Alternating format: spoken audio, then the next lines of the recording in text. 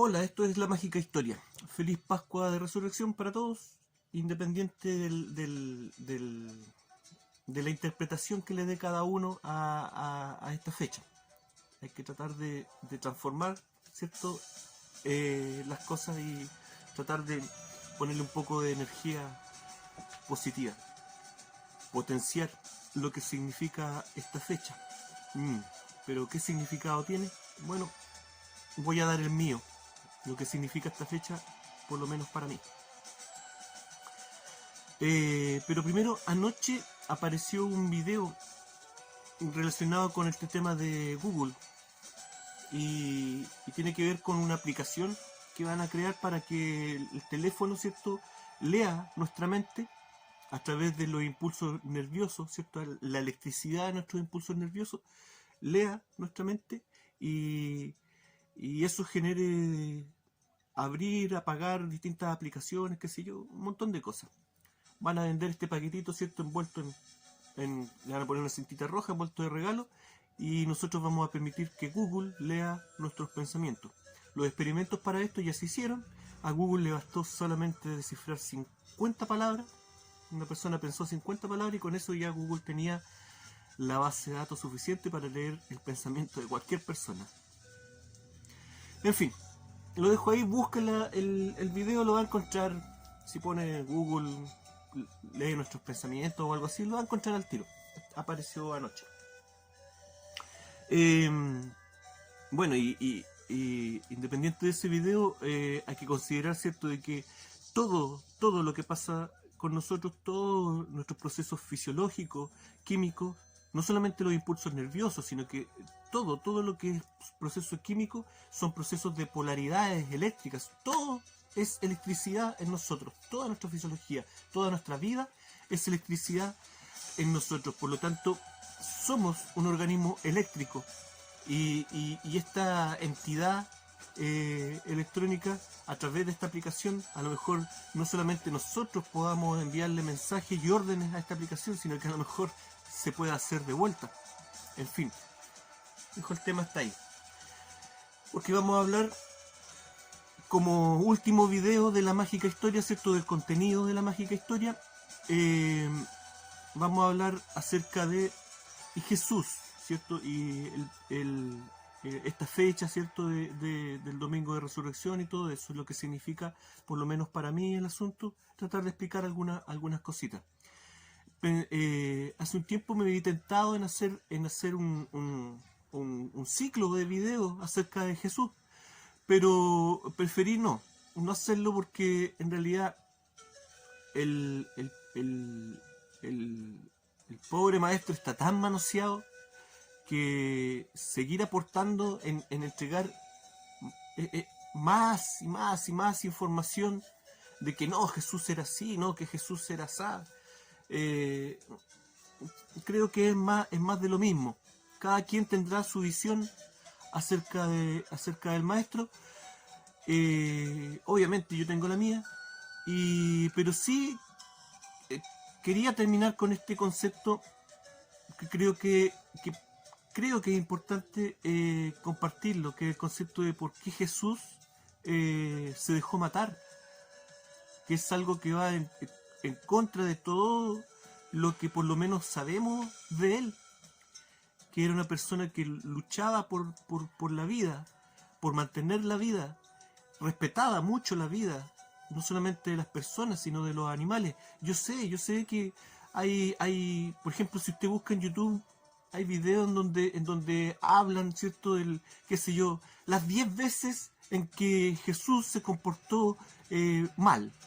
¿Me entienden? ¿Me entienden ustedes? Y son videos rápidos, entretenidos, con cientos de miles de visitas, pero totalmente fuera de contexto. Es muy fácil hoy en día sacar de contexto no solamente a Jesús, sino que a la Biblia completa. Pero ese otro tema, podríamos hablar un buen rato acerca de cómo se interpreta la Biblia. Y para empezar, la Biblia fue escrita de una manera especial, para que no fuera posible interpretarla, para que tuviera muchas interpretaciones. En fin, pero estamos alejando del asunto. Hablábamos ayer de esta entidad, ¿cierto? Del éxodo que acompañó al pueblo hebreo y que era una entidad que solicitaba, pedía sacrificios de animales y pedía sacrificios humanos, al igual que la mayoría de las entidades de la antigüedad. Pero obviamente el judaísmo se defiende, ¿cierto? Defiende a esta entidad, ¿cierto? Creando el concepto se justifican los sacrificios de animales creando el concepto de la propiciación, ¿cierto? Claro, el dios hebreo pedía sacrificios, pero era distinto a los otros dioses, ¿cierto? Por este concepto de la propiciación. ¿Cuál es la idea? Los otros dioses, ¿cierto? Tú pedías algo, que era una casa, y le matabas una paloma a Baal, ¿cierto? Seguramente Baal no te iba a dar una casa, te iba a dar una media agua, porque con una paloma, ¿qué esperabais? Pero ese era el concepto, ¿cierto? Dar, canjear algo. Un sacrificio por un beneficio. Pero los hebreos cambiaron ese concepto y dijeron, no, nuestro Dios es especial, porque nuestro Dios no hace eso. Nuestro Dios pide sacrificios porque nos ama. ¿Por qué? Porque en el mundo hay maldad, ¿cierto? Y puede haber un hombre que roba, un hombre que mata, ¿cierto? Y viene este concepto de la gente que dice, Dios, ¿por qué? ¿Por qué Diosito permite estas cosas? ¿Cierto? Bueno, los judíos también se lo preguntaban. Y también decían, bueno, si Dios es justo, que no permita esta maldad y que destruya a los malvados, Él, con su propio puño, ¿cierto? Les manda ahí algo y los pulverice. Pero, chuta, llegaron a la conclusión de que, nosotros también tenemos maldad, todos tenemos maldad adentro, maldad más en distintos niveles, en distintas cantidades, pero todos tenemos nuestro pecadillo ahí escondido. Y si Dios, ¿cierto?, viene a eliminar el mal sobre la tierra, también me va a eliminar a mí. Entonces se creó este concepto de que Dios pedía sacrificios de animales para así evitar matar al hombre, ¿cierto? Pero, ¿qué es lo que pasa? Si usted lee el libro de Levítico, que es el libro donde se especifica, ¿cierto?, los rituales, ¿cierto?, la manera de hacer los sacrificios, la manera en que los sacerdotes debían comportarse frente a Dios, porque estar cerca de Dios era peligroso, ¿cierto? Era una esencia tan poderosa y que si tú lo veías, te morías. Menos, si lo tocabas, menos todavía. Y está esta idea, ¿cierto?, de que por amor Dios nos pide estos sacrificios animales para evitar, ¿cierto?, incordiarse con el ser humano. Pero resulta que si uno lee por lo menos el principio del libro de Levítico, es un libro de cocina. Es realmente un libro de cocina de cómo hacer asaditos. Y no solamente asaditos, sino que a la olla, al sartén. No estoy exagerando. Lea el libro, si es que no... Pégale una ojeadita, no es muy largo. Ni siquiera es necesario que lo lea completo. Es muy específico respecto de cómo se deben matar, cómo se deben descuartizar, carnear a los animales y cómo se deben cocinar para emitir, ¿cierto?, este llamado a Dios a través de los olores del asadito. Incluso se sale en qué parte se debe sacar grasa del animal, de qué parte, y quemar esa grasa para así atraer a Dios, para que, sí, hay un olor a asadito. O a veces se hacía con la sangre, el olor de la sangre también atraía a Dios. Esto escapa un poco del concepto de que Dios nos pide que matemos animales para protegernos de Él, ¿cierto? No. Dios consumía esos sacrificios. Es tan así que el libro incluso especifica la cantidad de sal, ¿cierto?, que se le debe echar al animal. Con harta salsita le gustaba a Dios. Sin levadura, ¿cierto? Los panes, ¿cierto? Las tortillas que se preparaban para acompañar este asadito debían ser sin levadura. Seguramente le provocaba gases, no sé. Pero es así. Es muy específico el libro en cuanto a cómo dice también de que la parrilla debe estar encendida, ¿cuánto? Siempre. Nunca se sabe cuándo se puede aprovechar, ¿cierto?, un buen asadito.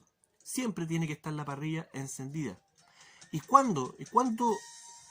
¿Cuándo Dios consume este asadito? De noche. Otro detalle muy raro. Durante toda la noche, ¿cierto? Y al amanecer el sacerdote debía ir a limpiar los vestigios de este asadito. Otras veces Dios, ¿cierto?, según el caso, permitía que parte del animal se lo quedara el sacerdote y su familia para comérselo, incluso para comercializarlo. En el tiempo de Jesús, los sacerdotes comercializaban carne de los sacrificios. Algo que era criticado por los sacerdotes de otros dioses. Decían, si su Dios es tan santo, ¿cómo permite esto? Nosotros, nuestros sacrificios a nuestro Dios se lo entregamos en forma íntegra, nosotros no tocamos nada de eso. Pero sin embargo los sacerdotes hebreos se quedaban con parte de esa carne. Y en algunos casos especiales compartían esa carne con Dios. Bueno, en el libro se especifica, ¿cierto?, para qué falta, para qué error del pueblo, ¿cierto?, era cada ritual, cada sacrificio. Para esta falta se debe sacrificar un becerro, para esta otra falta un carnero, para esta otra falta es necesario solamente un par de palomas, ¿cierto? Se me fue la música. Pausa, la voy a colocar de nuevo. Ya, decíamos entonces de que es muy específico el libro de Levítico en cuanto a este asunto. Para tal situación se sacrifica un becerro, para tal situación tal animal. Y así, para tal situación simplemente basta con un par de tortillas preparadas de manera especial. Dijimos, ¿cierto?, de que esta entidad pedía también sacrificios humanos. Dijimos en otra oportunidad, cuando hablamos, ¿cierto?, del rito de común unión, que las personas que escribieron la Biblia consideraban su trabajo tan santo, sus escritos los consideraban santos, y obviamente a Dios lo consideraban muy santo. Esta gente amaba mucho a Dios, como muchas personas hoy en día también lo aman mucho. Entonces evitaban escribir cosas feas en estos textos sagrados. Y sobre todo si se referían a Dios, si tenían que ver con Dios o sacerdotes o patriarcas del pueblo, en fin. Entonces recurrían a términos clave. Lo veíamos en el libro de Reyes, ¿cierto? El término clave para sacrificio humano es quemar incienso. Obviamente, lo dijimos, Salomón, Baal, que era un dios homicida que necesitaba sacrificio humano y sobre todo de guaguitas, de bebés, ¿cierto? No se iba a conformar con que Salomón quemara simplemente incienso. Bueno, eso lo vimos. Y en el libro de Levítico el asunto va por el lado de que hay dos ocasiones, dos rituales de sacrificio en los que no se menciona el animal a sacrificar. No se lo menciona. ¿Por qué? Porque eran seres humanos. Solo se menciona de que es un sacrificio santísimo, algo muy santo. Con eso te da a entender, te da una pista, ¿cierto? El que está escribiendo no quiere escribir que Yahvé pedía un sacrificio humano, entonces te pone de que el sacrificio era algo muy especial, lo que se sacrificaba, era muy santo. Y se describe, ¿cierto?, la manera de hacer el sacrificio, la manera de matar ese sacrificio, la manera de cocinarlo, y ese sacrificio en especial debía ser compartido con los sacerdotes y la familia del sacerdote. Ellos debían comerse este sacrificio. Otro detalle es que en este caso el sacerdote no se quedaba con carne, no, había una medida especial también para estos dos sacrificios, en donde todo lo que se ocupaba para realizar este sacrificio debía ser destruido, limpiado. Si el sacerdote se salpicaba con sangre, eso todo no debía quedar marca de nada, las cenizas, todo debía desaparecer, no debía quedar prueba de este ritual. Y el sacerdote no que debía consumir con su familia toda la carne, pero sí se quedaban con un premio, que era la piel de este sacrificio. Lo que a mí me recuerda, ¿cierto? Muchas tribus en donde la piel humana era utilizada, era de una manera ritual.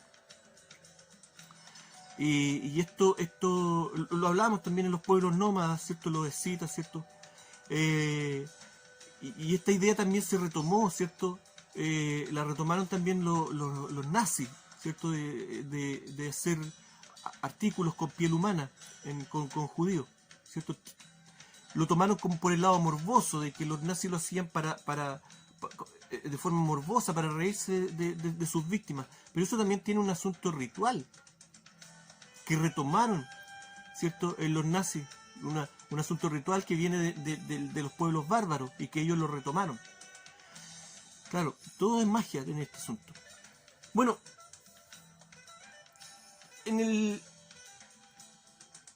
acercarse a Dios era peligroso, ¿cierto? No se le debía ver cuando bajaba, ¿cierto? Pero en el mismo libro de Levítico hay una ocasión, un pasaje muy cortito, en donde hay una ocasión en donde hubo un descuido y el pueblo pudo ver a Yahvé alimentándose y consumiendo, no dice alimentándose, pero sí consumiendo las grasas del sacrificio. Y la reacción del pueblo fue horror, gritaban y se horrorizaron al ver esto. Es un pasaje muy cortito, pero muy explícito. En fin, vamos a dejar al pobre Yahvé ahí. ¿Por qué? Porque no quiero satanizar demasiado al caer en lo que hacen otras personas, de satanizar demasiado. A esta altura, con todo lo que dijiste. No, entiéndame una cosa. El Dios del Antiguo Testamento está mezclado. Hay muchas facetas de Dios, ¿cierto? Los judíos, los hebreos explican esto, por eso Dios tiene 72 nombres, porque cada nombre es una faceta, una personalidad de Dios. Obviamente este Dios que recurre, que solicita sacrificios de vidas y come, no tiene nada que ver con el Dios que aparece por ejemplo en el libro de Job, que es un Dios que lo abarca todo y que deja que todo fluya por sí mismo. Él no se involucra porque no es el sentido de su creación involucrarse en su creación, ¿cierto? Pero en este caso, en el Dios del Éxodo, en el Dios del Levítico, en el Dios de Reyes, vemos una entidad que toma partido por un pueblo, ayuda a un pueblo a matar gente, ayuda a un pueblo a conquistar territorio y realiza estos actos. Obviamente no estamos hablando de lo mismo, no es la misma entidad. De los 72 nombres me quedo con el de Hashem, que es el primer nombre que se utiliza en la Biblia para mencionar a Dios, y que es un concepto de algo que no se puede describir. Me quedo con esa idea. En fin, este es mi concepto personal, mi línea de pensamiento. Insisto, no quiero ofuscar, ofender a nadie con esta idea. Pero obviamente hay vacíos, ¿cierto? Y uno puede llegar a pensar de esta manera. Pero Yahvé, ¿cierto? No era el único Dios que pedía sacrificio. Todos los otros también pedían sacrificios humanos, sacrificios horribles, ¿cierto? Hay un detalle que se me está yendo y que quiero explicarlo. En el templo y en el tabernáculo, en el desierto, en el tabernáculo, ¿cierto? Y después en el templo de Salomón, habían unas cortinas que separaban el lugar donde podían estar los sacerdotes del lugar en donde estaba el arca, ¿cierto?, de la alianza, que servía de trono para Dios, y donde llegaba realmente Dios. Eso se separaba por una cortina que tenía características muy especiales. Para empezar, no era una cortina así como la que está aquí atrás, no, era una cortina muy gruesa, como de 10 centímetros de grueso,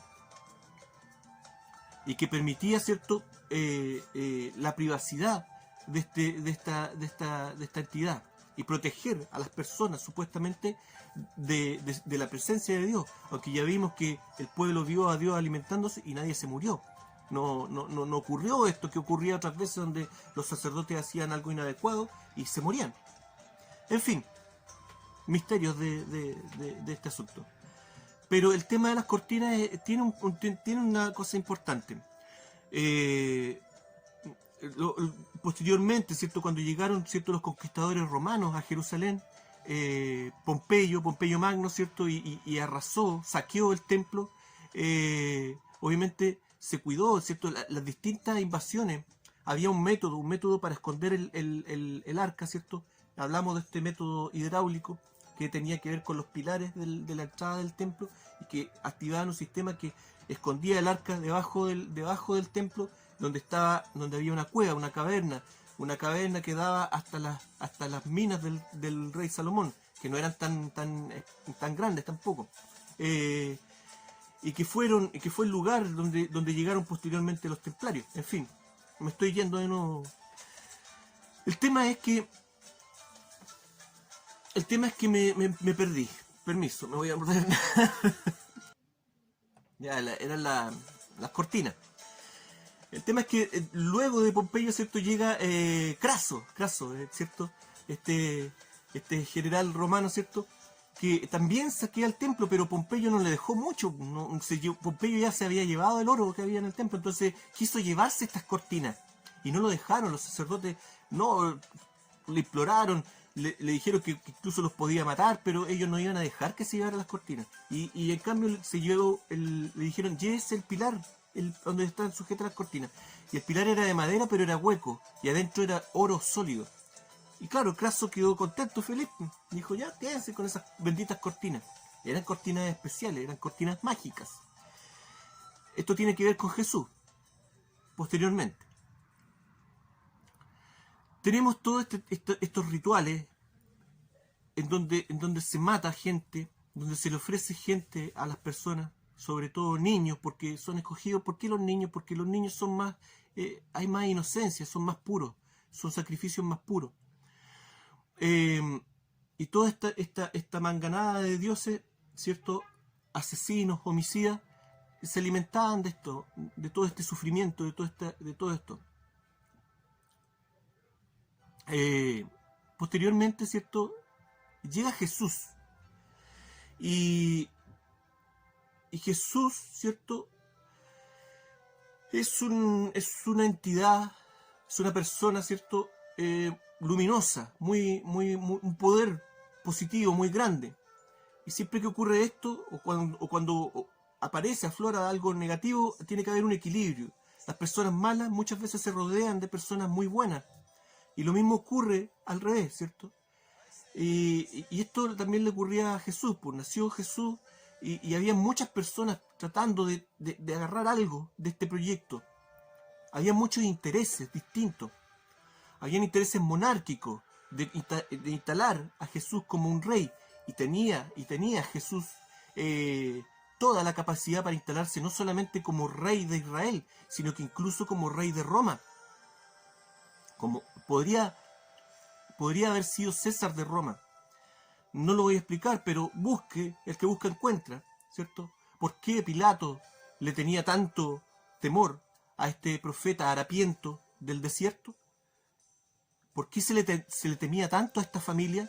¿Cierto? No solamente a Jesús, sino que también a Juan, su primo, ¿cierto?, le temían. Herodes Antipater dudó mucho en ejecutar a Juan. Juan estuvo casi un año en las mazmorras preso, ¿cierto? Casi un año le costó, ¿cierto?, hacerle esta encerrona. Le hicieron esta encerrona a Herodes para que para que finalmente por fuerza tuviera que matar a Juan. Y Juan queda como líder gnóstico, ¿cierto? Del gnosticismo. Y los gnósticos esperaban. ¿Pero qué esperaban ellos? Los gnósticos no esperaban a un Mesías.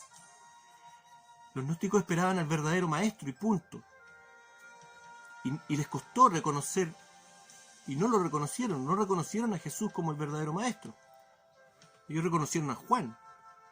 Pero en fin, volvimos a salirnos del tema, ¿cierto?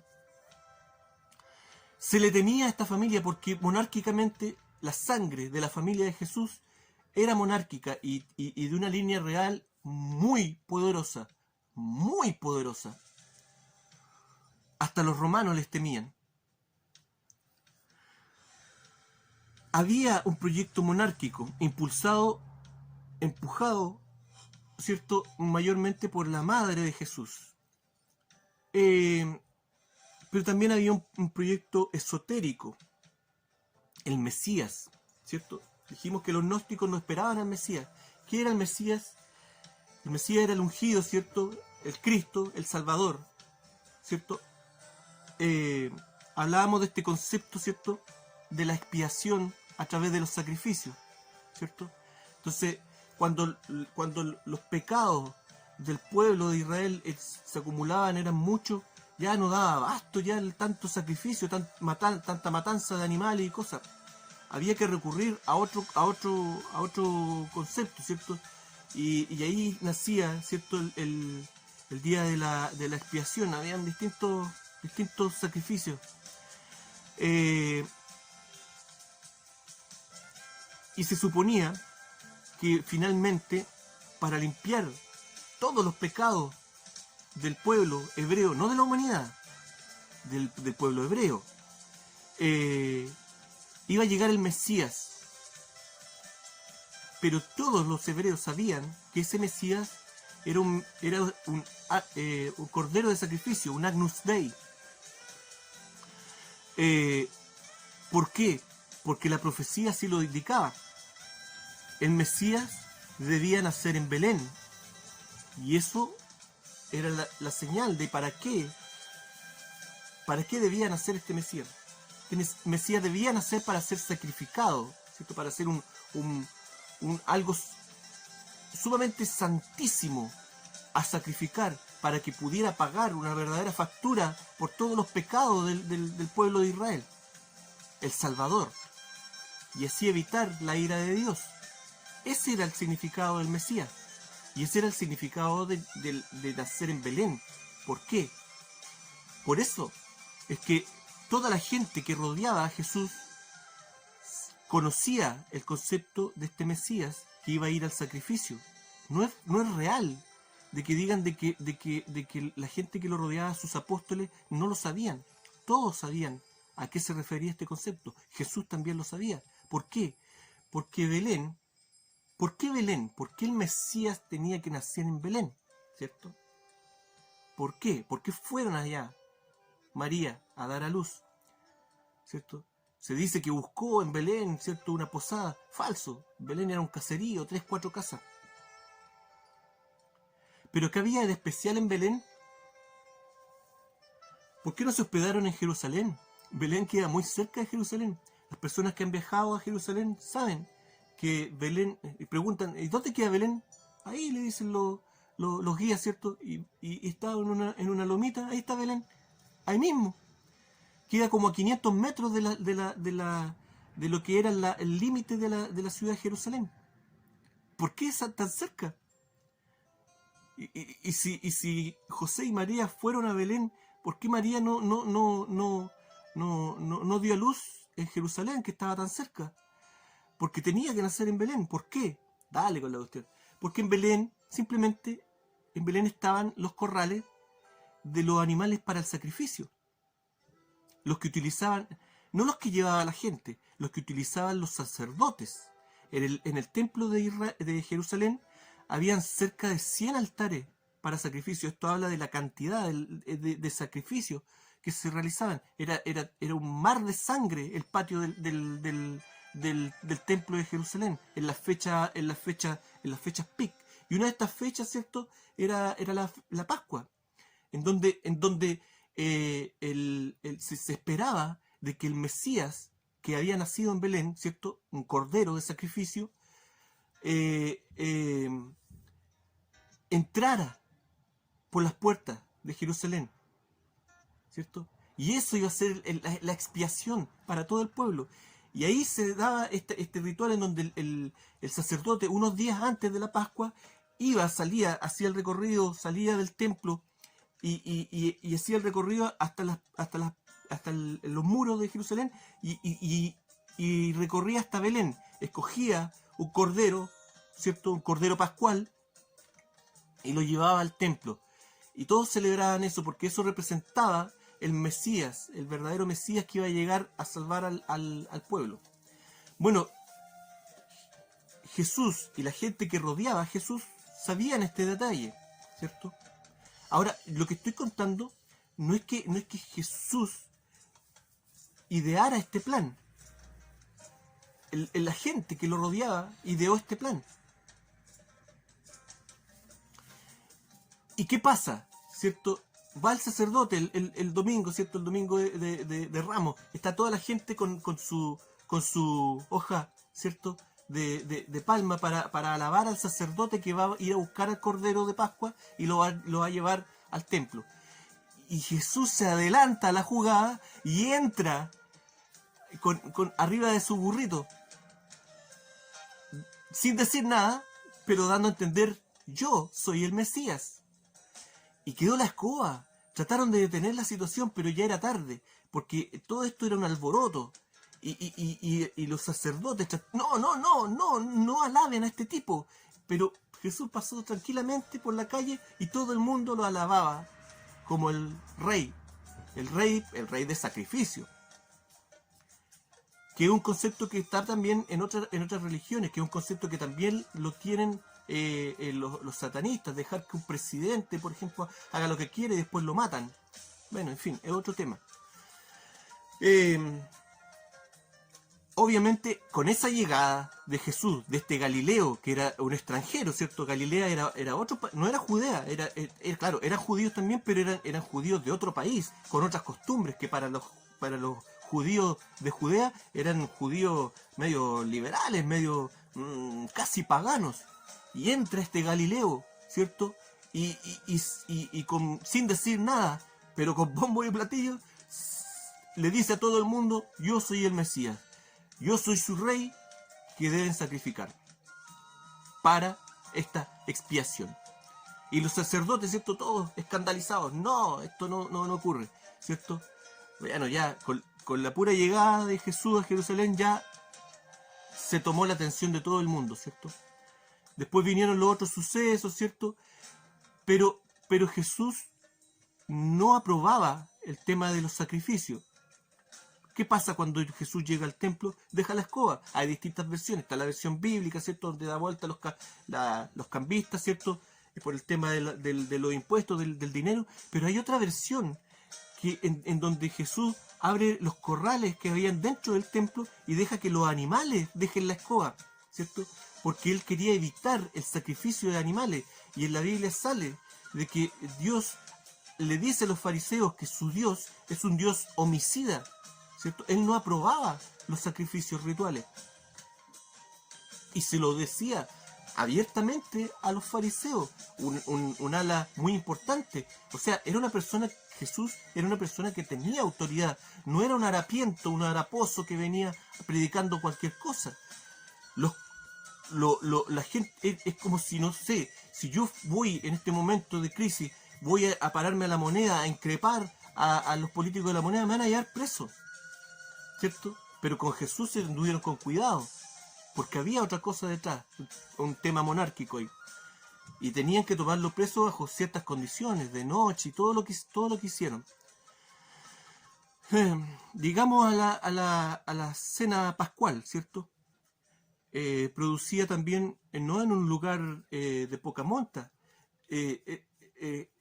Jesús y sus apóstoles, 12, ¿cierto? 12 apóstoles, como la docena del de dioses, ¿cierto? De todo el panteón, de todas las culturas, ¿cierto? Los 12, y se debía mantener, y en la cultura Grecia, en la cultura griega, cuando uno de estos 12 dioses moría o lo sacaban del panteón porque cometía algún crimen, tenía que ser reemplazado, tenían que mantener el número de 12.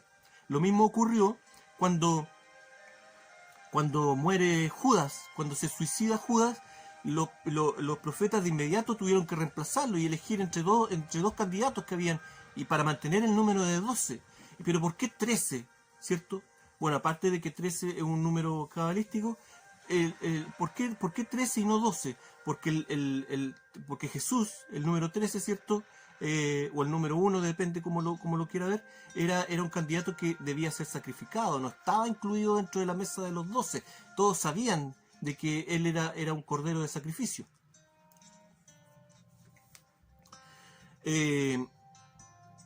Llegamos a la cena pascual, una cena que se llevó a cabo, ¿cierto?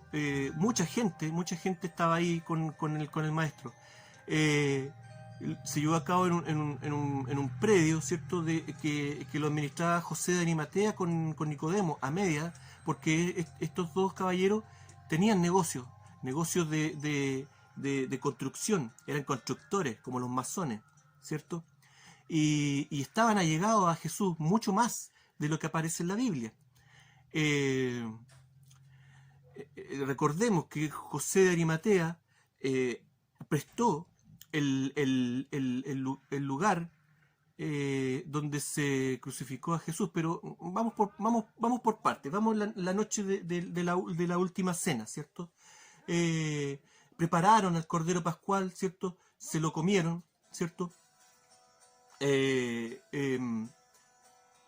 Y después de consumir, ¿cierto? La última cena, caminaron, ¿cierto? Hasta el jardín, ¿cierto? De Getsemaní. Y allí, ¿qué pasa? ¿Qué sucede? Ahí viene el conflicto interno, viene el momento crucial de la historia de Jesús, el momento en donde él duda de lo que tiene que hacer, el momento en donde el mero, el Superman de la cristiandad tiene miedo, vacila, el momento en donde Jesús es más humano que nunca. Y está en este conflicto. ¿Qué hacer? Él sabía lo que iba a pasar, pero había un plan distinto. Ya vemos que se había elaborado alrededor de él. Insisto, Jesús tenía un plan, dejaba que la gente alrededor de él actuara, dejaba que todos los proyectos que había, los proyectos revolucionarios, incluso de armas, los proyectos monárquicos, los proyectos esotéricos, mágicos esotéricos que había, toda esta gente lo rodeaba a él, ¿cierto? Y él seguía su camino entre medio de todo esto. Él no rechazaba a nadie, pero él predicaba otra cosa. ¿Cuál era la piedra fundamental de lo que predicaba Jesús? Era la respuesta a la propiciación, ¿cierto? A este asunto de que el ser humano tenga que matar animales para que Dios lo perdone, o personas para que Dios lo perdone. Él hablaba de qué? De que el perdón lo puedes ofrecer tú, ¿cierto? Y este concepto mágico, ¿cierto? Que me compartió mi amigo, que no lo voy a nombrar porque no quiero nombrar personas en el canal de ahora en adelante. Pero este concepto de perdonar 70 veces 7, ¿cierto? Muy importante que le da este concepto de perdonar 70 veces 7, porque con esto se anula. El ser humano tiene la capacidad de anular, de destruir esta cadena de maldad.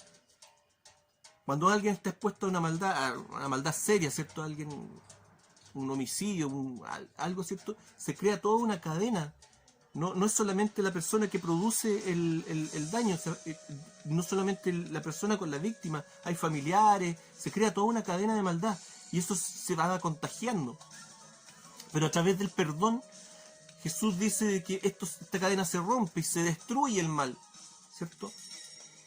Suena bonito, pero puta que es difícil llevarlo a cabo. Y traicionamos la doctrina de Jesús, ¿cierto? Pero ahí está la receta, ¿cierto? Eso habla de la importancia que le daba Jesús al hecho de eliminar los sacrificios. Para él era muy importante, por lo tanto se dejaba llevar por todos estos proyectos que habían, porque él tenía su proyecto personal. ¿Qué pasa? Pero llegamos, ¿cierto? La fecha va llegando a su fin, se acerca al fin. Estamos ¿cierto? En la víspera de lo que todos sabían que iba a pasar. Y Jesús siente miedo, no sabe qué hacer, a pesar de que está todo programado, todo listo y dispuesto entre toda esta gente que rodea a Jesús para hacer una verdadera charada, una crucifixión falsa, para que Jesús no muera en la cruz. No, tranquilo, si está todo listo, tú entras a Jerusalén de esta manera y luego realizamos todos los rituales. Hacemos un sacrificio, ¿cierto? Pero tranquilo, no te va a pasar nada. Te vamos a proteger y después tú vas a poder reinar junto a nosotros, reinar sobre Israel. Hice el sacrificio, sobreviví al sacrificio y ahora estoy aquí para ustedes como rey. Insisto, no es el plan de Jesús, es el plan de la gente que estaba a su alrededor. Sabemos que la gente por ambición, ¿cierto?, es capaz de elucubrar cualquier cosa en su cabecita. Pero él iba aparte. Y eso era lo que no contaban con esto esas personas. Y él sabía que el asunto iba en serio. Y fue tanto el estrés de su meditación en Getsemaní que llegó a sudar sangre. Se me olvidó el término científico que hay. Bueno, tiene un término el asunto de la sudoración de sangre que se da, ¿cierto? No se da por cualquier cosa, se da es una manifestación del cuerpo en casos pero de estrés extremos. Y ahí vemos el estrés, el sufrimiento de esta persona llevado al máximo, ¿cierto? En esta disyuntiva de qué hacer, ¿cierto? ¿Qué debo hacer en esta situación? Se vuelve dramático el asunto. Bueno, todos sabemos lo que pasó después, pero no conocemos algunos detalles, ¿cierto? Se sabe de que el lugar donde crucificaron a Jesús, digan lo que digan, ¿cierto?, fue un lugar, ¿cierto?, un predio facilitado por José de Arimatea. José de Arimatea era tal vez el judío más rico de Israel.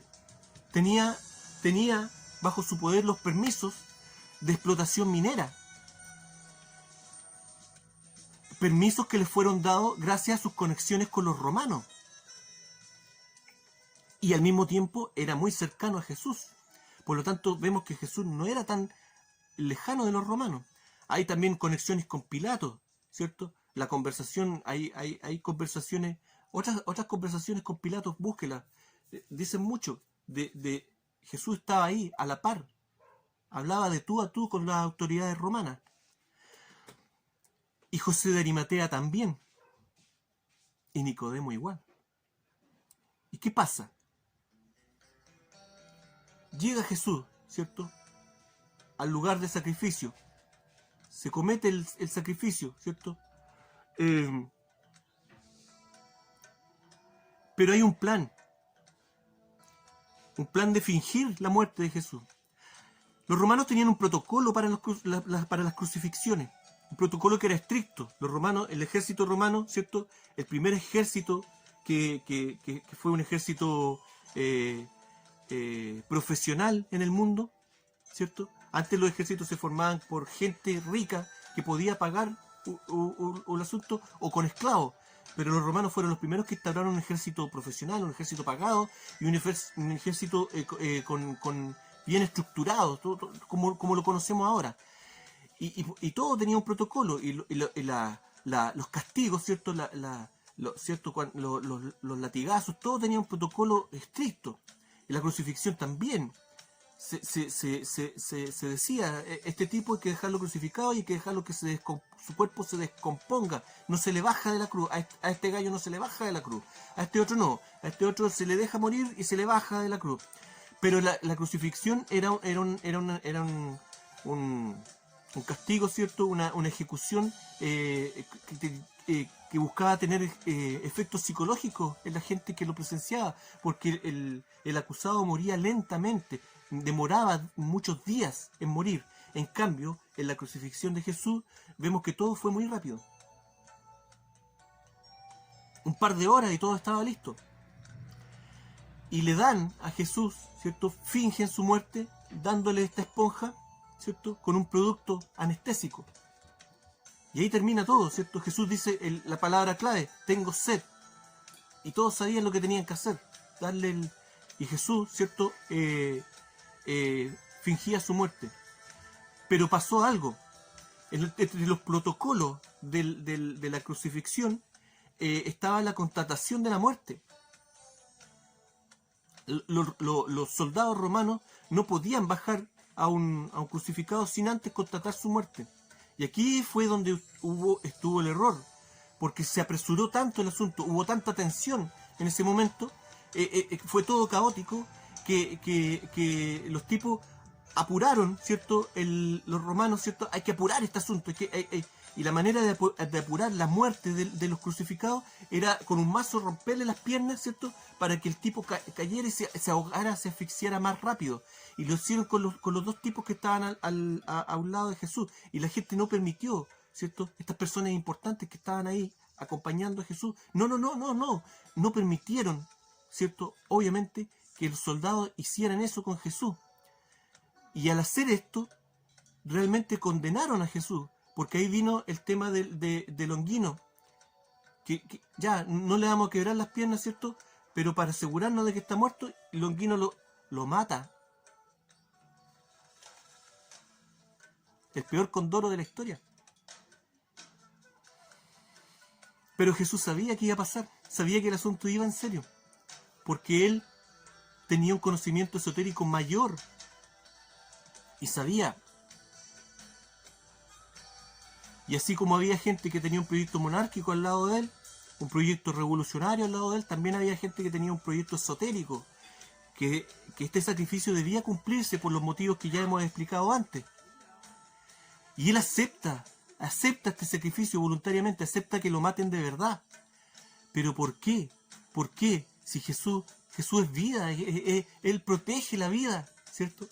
Lo hizo por lo mismo, porque él se entregó no como un Mesías para los judíos, sino que un Mesías para todos los pueblos, para que eliminaran los rituales de común unión, en donde lo que se cocinaba no era un cordero, sino que una guagüita, ¿cierto? Y que no lo hacían los judíos solamente, sino que lo hacían...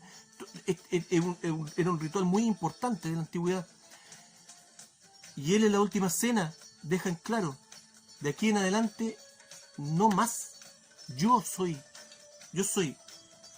la sangre que se va a derramar, la última sangre es la mía.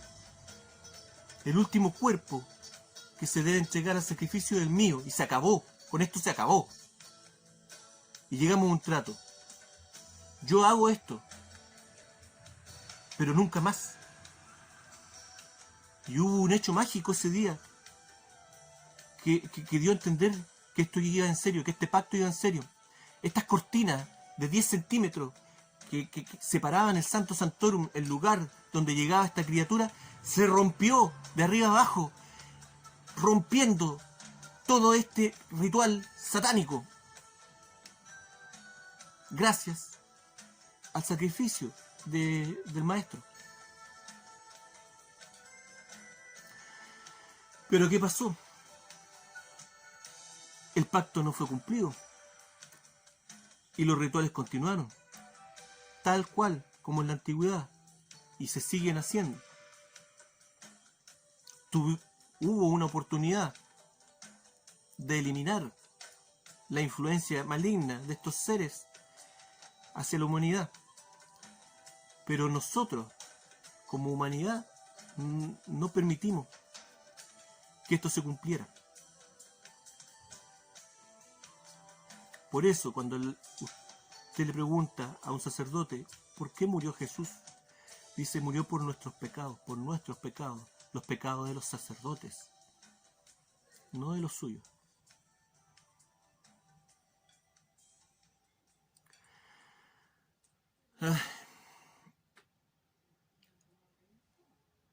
En fin, hay tantas cosas.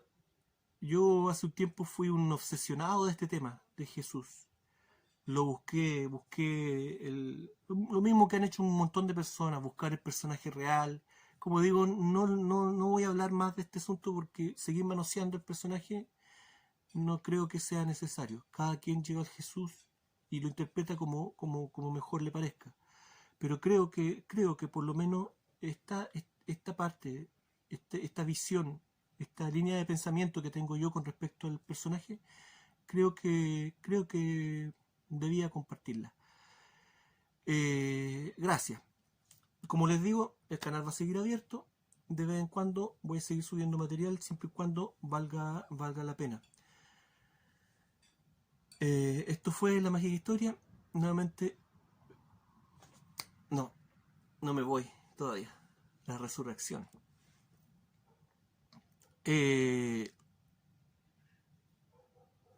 Jesús se arrancó con los tarros, los dejó a todos tirados con su proyecto monárquico. Y hay un montón de cosas, ¿cierto? Se habla del gemelo de Jesús, que no es una teoría nueva, que es una teoría que viene del Renacimiento, y que es una teoría que yo abracé también mucho tiempo, pero que ahora en realidad no es que haya dejado de creer de que Jesús tenía un gemelo, y que la idea también era, en caso de que el Jesús primero algo saliera mal y muriera, colocar al gemelo. Da lo mismo, creo que da lo mismo, porque de hecho algo sobrenatural ocurrió después, ¿cierto? Y tenemos las pruebas, tenemos los trapos, ¿cierto? El trapo de Oviedo y el de Turín, y que son absolutamente legítimos. Hay un montón de material con respecto a ello. Usted me dirá, no, pero si el manto de Turín es una falsificación, lo hizo Da Vinci, está comprobado. Busque material con respecto al manto de Turín. A medida que van avanzando las técnicas, a medida que va avanzando la ciencia, cada vez se encuentran más pruebas con respecto al manto. Lo único que faltaba era el certificado de defunción de Jesús, y se encontró impreso, ¿cierto? En la cara de Jesús, en el manto, porque por la rapidez, ¿cierto? Se le colocaba el nombre en papiro, ¿cierto? El nombre para poder identificar el cuerpo, para que no se perdiera, para que no se confundiera con otro. Y se escribía, ¿cierto? El papiro, y se colocaba dentro de los trapos, junto al cuerpo, y en este caso en la cara, el certificado de defunción, que era el nombre y qué sé yo, o algunos datos más, y que aparecieron ahora, gracias a algunos métodos científicos. No está el papiro, eso se perdió, pero quedó una impresión que fue recuperada ahora hace poco. Lo último que faltaba, el certificado de defunción, está. Lo último que faltaba para autentificar no solamente el trapo, sino que para unirlo a Jesús. Y falta todavía el tercer trapo, el de la Verónica, el del verdadero ícono, ¿cierto? Que está en el Vaticano, que es el de la cara. El de Oviedo, el trapo, ¿cierto?, que envolvía su cabeza, y ahí es solo sangre. Pero en fin, busque material al respecto, no hay duda. El personaje fue real. Tenemos su foto. El trapo de Turín es un verdadero negativo, ¿cierto? Producido milagrosamente. Nadie ha podido hacer una réplica de aquello. Busque material. Hay documentales bien buenos al respecto. Que la datación por carbono 14 lo fijó en la época medieval. Hay más de 20 errores en la toma de muestras.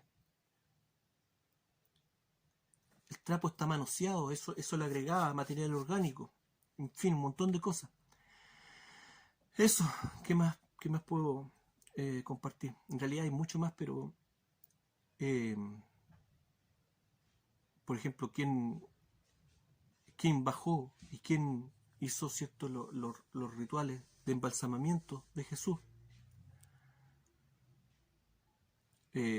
José de Arimatea y el maestro Nicodemo. Algo que es imposible. Lo bajaron de la cruz ellos mismos. Algo que estaba prohibido, ¿cierto? A pesar de que Jesús tenía hermanos, estos personajes fueron los que lo bajaron de la cruz y después lo manipularon para hacer sus primeros preparativos de momificación. Algo que estaba prohibido, estrictamente prohibido bajo la ley judía. Nadie que no fuera un pariente cercano de primera línea podía manipular el cuerpo. Un papá, un hermano o un tío. Y ya sabemos que Nicodemo no puede ser hermano de Jesús. Lo dejo ahí. Gracias. Esto fue La Mágica Historia. Que estén todos bien.